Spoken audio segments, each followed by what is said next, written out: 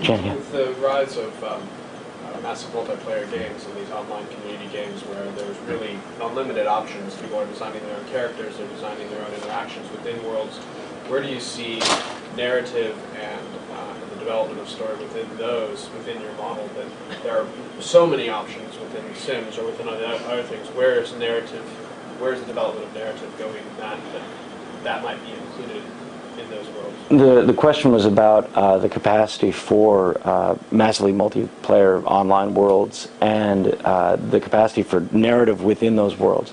I think there are two ways that's well. There's one potentially productive way that's going, which is that the power of narratives is kind of shunted off onto the guests themselves, and you can have, I think, within those worlds sort of mini communities where a particular audience member constructs a storyline and then their friends or other people come by and are able to experience that story. It becomes a sort of democratic ideal where the developers basically make a sandbox and say, okay, go to it, you can make your own stories and have a lot of fun that way.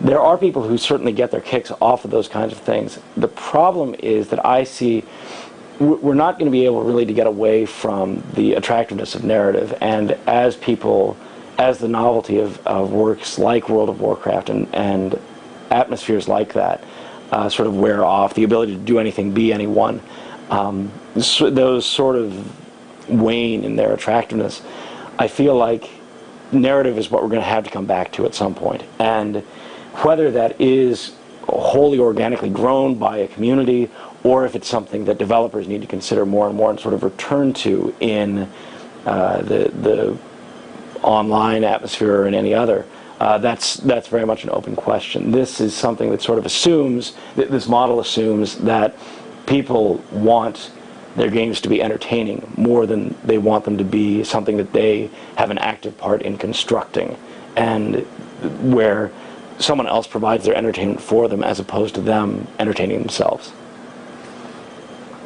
Will?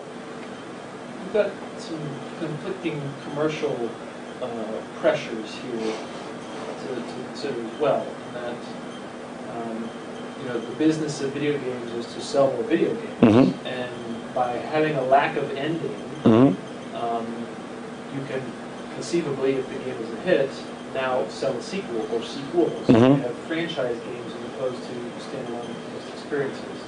That's one pressure. A second pressure is a multi-path storyline.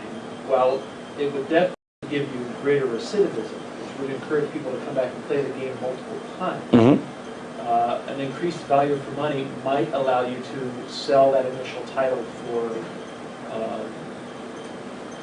more at the initial point of purchase, or in an online scenario, encourage people to come and play more by repeating the adventure, taking different paths, and those sorts of things. Neither which, the economic challenges of this are significant, in that the business models are closer to the established film, literature, those media business models. To expand on. Sure, absolutely. How do you think that might impact? The question regarded the economic potential of this style of game, and it certainly is a concern.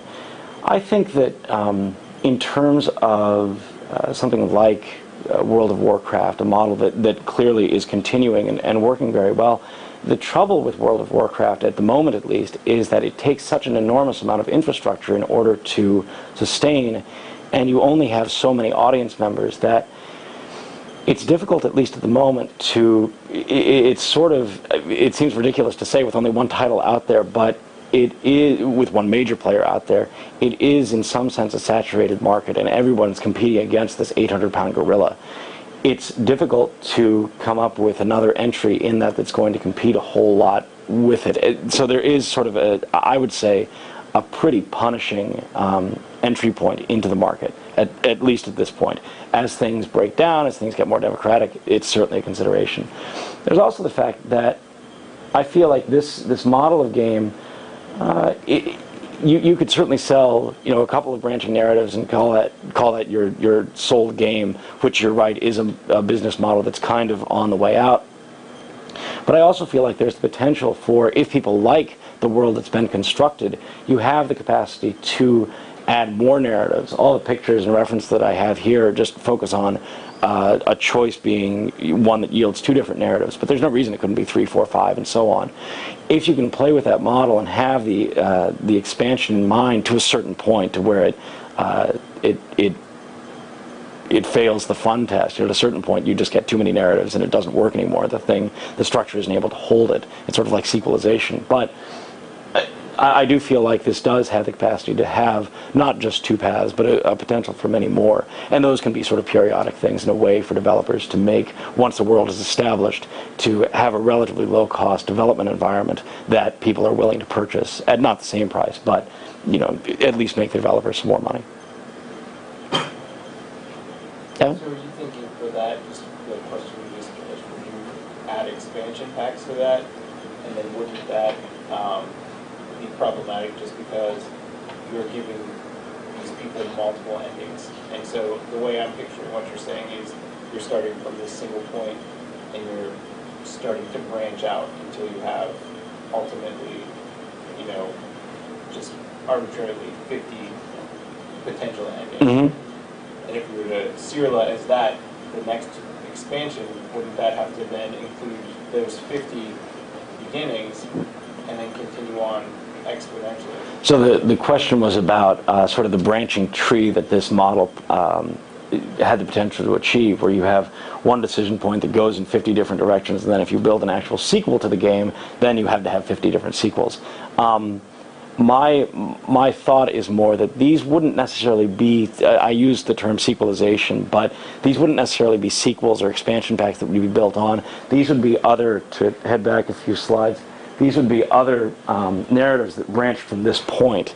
So the expansion packs would simply be other paths that would shoot off from this point, rather than from one of these points, or all of these points. The idea would be, this would not be a form, frankly, well suited to sequels. And it's possible that you could do the same thing as purveyors of old-style multipath gaming have done, whereas you build sequels, you simply choose one path that they've gone down. But that does sort of defeat the aesthetic of the form.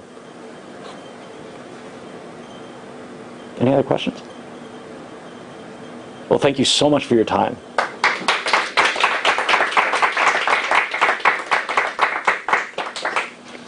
All right.